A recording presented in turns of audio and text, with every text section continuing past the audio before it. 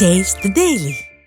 விடிய அரசின் உயர்கல்வித்துறை அமைச்சர் பொன்முடிக்கும் ஆளுநர் RN ரவிக்கும் இடையே நிலவும் மோதல் போக்கினால் உயர்கல்வி நிறுவனங்களில் கல்வி வளர்ச்சிப் பணிகள் சீரழியும் அபாயம் ஏற்பட்டுள்ளது.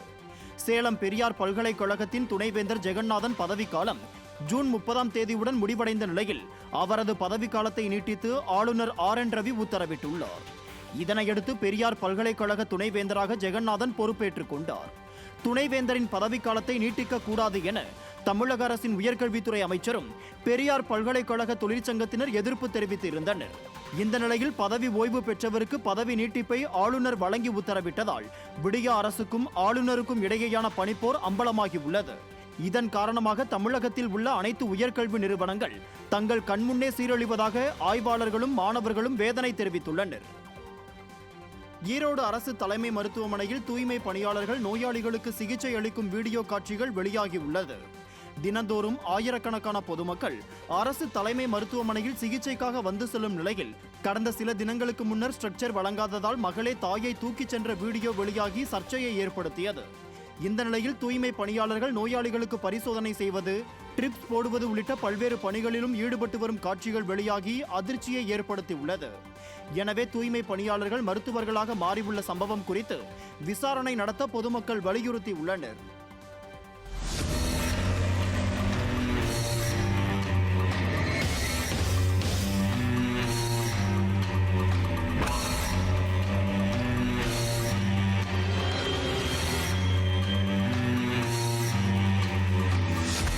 விடிய அரசின் உயர்கல்வித்துறை அமைச்சர் பொன்முடிக்கும் ஆளுநர் RN ரவிக்கும் இடையே நிலவும் மோதல் போக்கினால் உயர்கல்வி நிறுவனங்களில் கல்வி வளர்ச்சிப் பணிகள் சீரழியும் அபாயம் ஏற்பட்டுள்ளது. சேலம் பெரியார் பல்கலைக்கழகத்தின் துணைவேந்தர் ஜெகநாதன் பதவிக்காலம் ஜூன் 30ஆம் தேதியுடன் முடிவடைந்த நிலையில் அவரது பதவிக்காலத்தை நீட்டித்து ஆளுநர் RN ரவி உத்தரவிட்டுள்ளார். இதனையடுத்து பெரியார் பல்கலைக்கழக துணைவேந்தராக ஜெகநாதன் பொறுப்பேற்றுக் கொண்டார். துணைவேந்தரின் பதவிக்காலத்தை நீட்டிக்க கூடாது என தமிழக அரசின் உயர்கல்வித்துறை அமைச்சரும் பெரியார் பல்கலைக்கழக தொழிற்சங்கத்தினர் எதிர்ப்பு தெரிவித்திருந்தனர். இந்த நிலையில் பதவி ஓய்வு பெற்றவருக்கு பதவி நீட்டிப்பை ஆளுநர் வழங்கி உத்தரவிட்டதால் விடிய அரசுக்கும் ஆளுநருக்கும் இடையேயான பனிப்போர் அம்பலமாகி உள்ளது. இதன் காரணமாக தமிழகத்தில் உள்ள அனைத்து உயர்கல்வி நிறுவனங்கள் தங்கள் கண்முன்னே சீரழிவதாக ஆய்வாளர்களும் மாணவர்களும் வேதனை தெரிவித்துள்ளனர். ஈரோடு அரசு தலைமை மருத்துவமனையில் தூய்மை பணியாளர்கள் நோயாளிகளுக்கு சிகிச்சை அளிக்கும் வீடியோ காட்சிகள் வெளியாகியுள்ளது. தினந்தோறும் ஆயிரக்கணக்கான பொதுமக்கள் அரசு தலைமை மருத்துவமனையில் சிகிச்சைக்காக வந்து செல்லும் நிலையில் கடந்த சில தினங்களுக்கு முன்னர் ஸ்ட்ரக்சர் வழங்காததால் மகளே தாயை தூக்கிச் சென்ற வீடியோ வெளியாகி சர்ச்சையை ஏற்படுத்தியது. இந்த நிலையில் தூய்மை பணியாளர்கள் நோயாளிகளுக்கு பரிசோதனை செய்வது, ட்ரிப்ஸ் போடுவது உள்ளிட்ட பல்வேறு பணிகளிலும் ஈடுபட்டு வரும் காட்சிகள் வெளியாகி அதிர்ச்சியை ஏற்படுத்தியுள்ளது. எனவே தூய்மை பணியாளர்கள் மருத்துவர்களாக மாறியுள்ள சம்பவம் குறித்து விசாரணை நடத்த பொதுமக்கள் வலியுறுத்தியுள்ளனர்.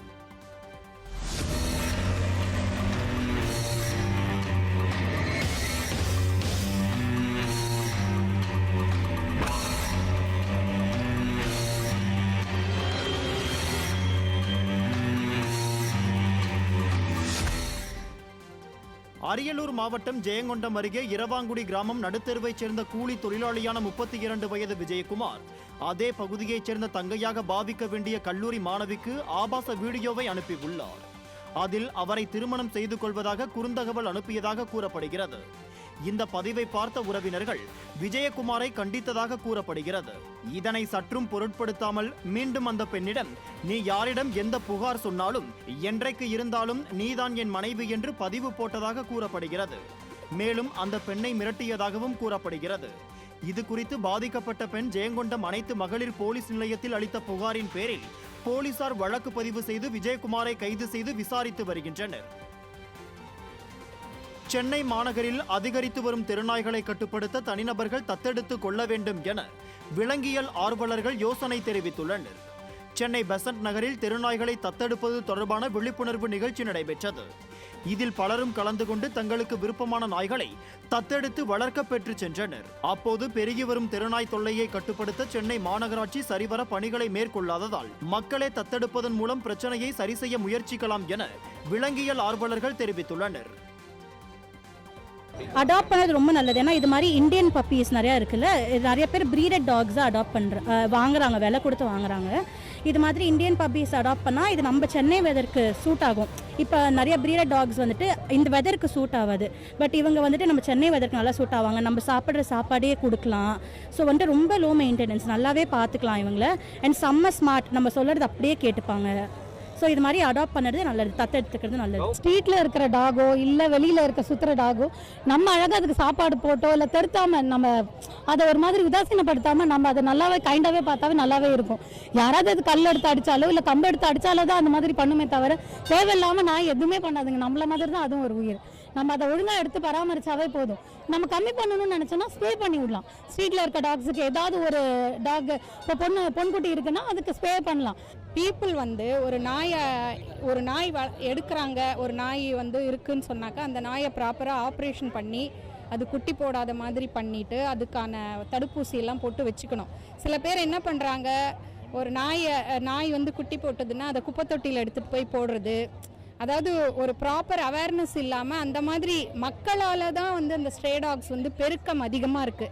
சென்னைக்குள் கனரக வாகனங்கள் நுழைவதை தவிர்ப்பதற்காக எண்ணூர் துறைமுகத்தில் இருந்து திருவள்ளூர், ஸ்ரீபெரும்புதூர், சிங்கப்பெருமாள் கோயில் வழியாக மாமல்லபுரம் அடுத்த பூஞ்சேரி கிழக்கு கடற்கரை சாலை சந்திப்பு வரை 200 அடி சாலை அமைக்கும் பணி நடைபெற்று வருகிறது. மூலக்கரையில் இருந்து வெங்கல் வரை, இரையூர், மாலந்தூர் உள்ளிட்ட சுமார் 40க்கும் மேற்பட்ட கிராம மக்கள் 50 ஆண்டுகளுக்கும் மேலாக பயன்படுத்தி வந்த சாலையை துண்டித்து பணிகள் மேற்கொள்ளப்பட்டது. இதற்கு எதிர்ப்பு தெரிவித்த கிராம மக்கள் திருவள்ளூர் செங்குன்றம் நெடுஞ்சாலை மூலக்கரை அருகே சாலை மறியலில் ஈடுபட முயன்றதால் பரபரப்பு நிலவியது. அமைதி பூங்காவான தமிழகத்தில் கடந்த 6 மாதத்தில் 509 கொலை சம்பவங்கள் அரங்கேறி ஒட்டுமொத்த தமிழகத்தையே நிலைகுலைய வைத்துள்ளது. ஜூலை மாதம் முதல் நாளே 7 கொலை சம்பவங்கள் என தற்போது வரையில் மொத்தம் 515 கொலை சம்பவங்கள் நடைபெற்றுள்ளது. திறமையற்ற ஆட்சி நிர்வாகத்தின் அவலத்தால் ஜனவரியில் 80 கொலைகளும், பிப்ரவரியில் 64 கொலைகளும் அரங்கேறி உள்ளது. மார்ச்சில் 53 கொலைகளும், ஏப்ரலில் 76 கொலை சம்பவங்களும் தமிழ்நாட்டில் நடந்துள்ளன. மே மாதத்தில் மட்டும் அதிகபட்சமாக 131 கொலை சம்பவங்களும், ஜூன் மாதத்தில் 105 கொலை சம்பவங்களும் அரங்கேறி உள்ளன. திறமையற்ற ஆட்சி நிர்வாகத்தின் அவலத்தால் கொலை, கொள்ளை உள்ளிட்டவை சர்வசாதாரணமாக நடைபெறுவதாக மக்கள் குற்றம் சாட்டி உள்ளனர்.